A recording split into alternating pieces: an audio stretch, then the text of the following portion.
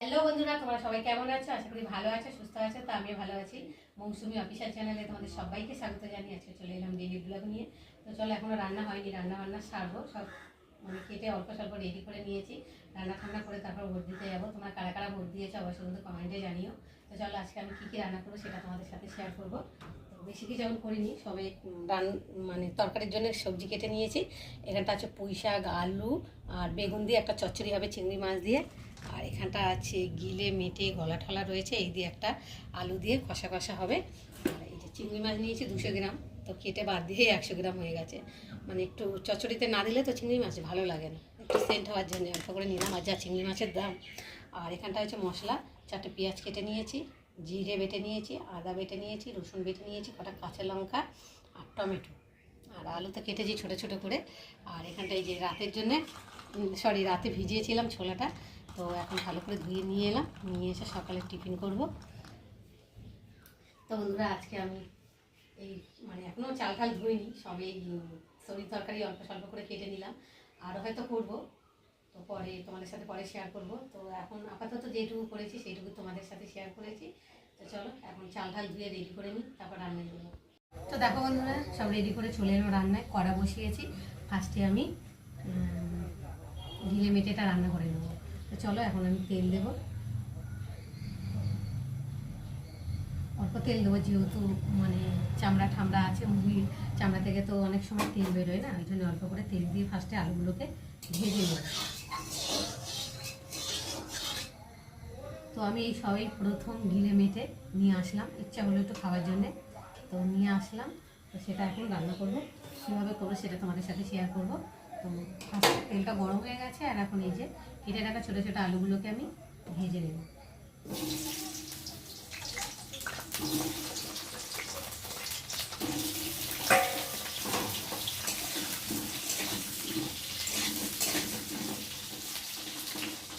ঝিলে মেটে এমনি শুধু কষা কষা রান্না করলেও ভালো লাগে, আর যেহেতু একটু আলু না দিলে না ভালো লাগে না, ওর জন্য একটু আলু দিলাম ছোটো ছোটো করে কেটে, একটু ভেজে নেবো।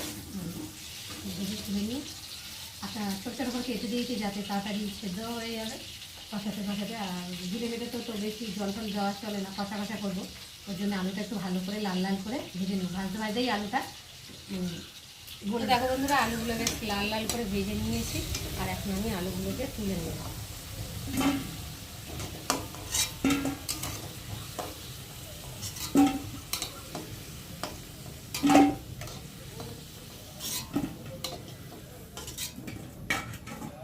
ভাজা হয়ে গেছে আর তেল রয়েছে, এই তেলের মধ্যে আমি এখন দিয়ে দেবো কুচানো পেঁয়াজ,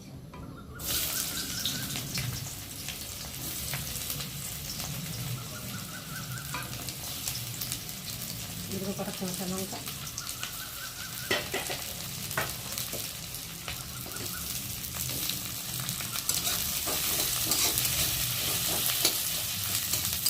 দেখো বন্ধুরা, পেঁয়াজটা বেশ লাল লাল করে ভেজে নিয়েছি।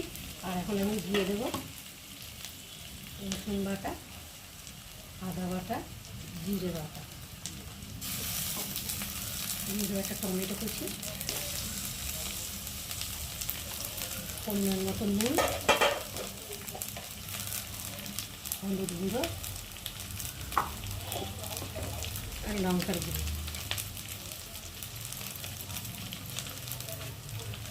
দিয়ে মশলাটা ভালোভাবে কষিয়ে নেবো। যতক্ষণ একটা মশলা কাঁচা গন্ধ যাবে ততক্ষণ আমি মশলাটা কষিয়ে নেব।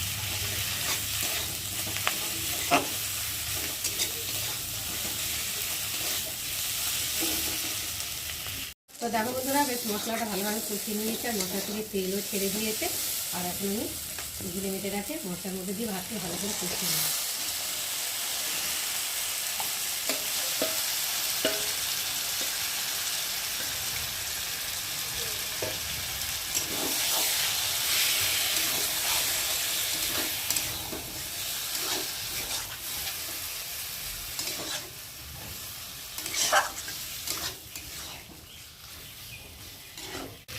তো দেখো বন্ধুরা, বেশ ভালোভাবে কষিয়ে নিয়েছে, মশলা থেকে তেলও ছাড়তে শুরু করে দিয়েছে।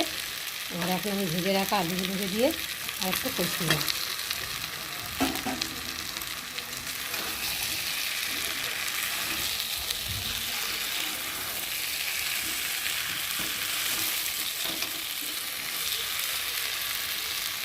দেখো বন্ধুরা আলুটা দিয়ে বেশ ভালোভাবে কষিয়ে নিয়েছি। দেখো খুব সুন্দর একটা গন্ধ ছেড়ে দিয়েছে কষানো।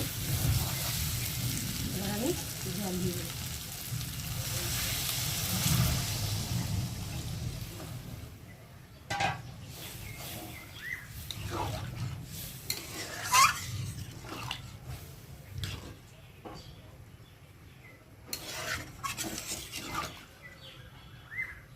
জল দিয়ে একটু ভালো করে নেড়ে চেড়ে দিলাম, দিয়ে এখন ঢাকা দিয়ে ফুটিয়ে নেব। তো দেখো বন্ধুরা আমার বিরিয়ানিটা তৈরি হয়ে গেছে, বেশ কষা কষা হয়েছে, গন্ধটা খুব সুন্দর ছেড়েছে, কালারটাও দেখো খুব সুন্দর এসেছে। আর এখন আমি নামাবার আগে অল্প করে চিনি দেবো, স্বাদ মতো। চিনি দিলে স্বাদ হয়, খেতেও ভালো লাগে, কালারটাও খুব সুন্দর হয়। আর এবার দিয়ে দেবো মিট মশলা, একটু ভালো করে নেড়ে চেড়ে নেব।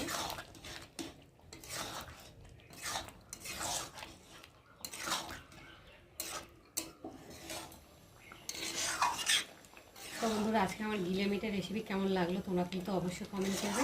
আর ভালো লাগলে লাইক কমেন্ট শেয়ার করো। আর আমার চ্যানেলে যদি নতুন হয়ে থাকো চ্যানেলটাকে সাবস্ক্রাইব করে দিও। আবার দেখা হবে তোমাদের সাথে পরের ব্লগে। ততক্ষণ তোমরা তোমাদের খেয়াল রাখো, তোমরা আমার চ্যানেলটাকে সাবস্ক্রাইব করতে থাকো। আর আমি এদিকে গিলে মিটেটাকে ঢালতে থাকবো, কষা কষা একটু ঝোল ঝোল থাক।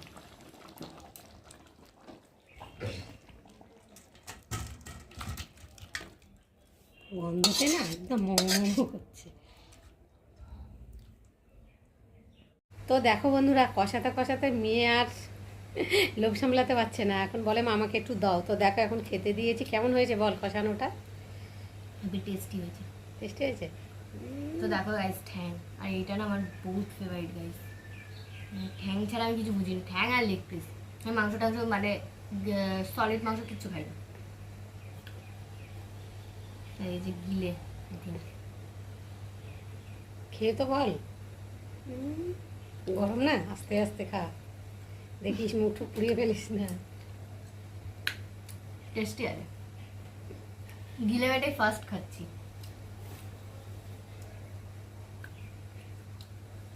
মাংস মতোই লাগে।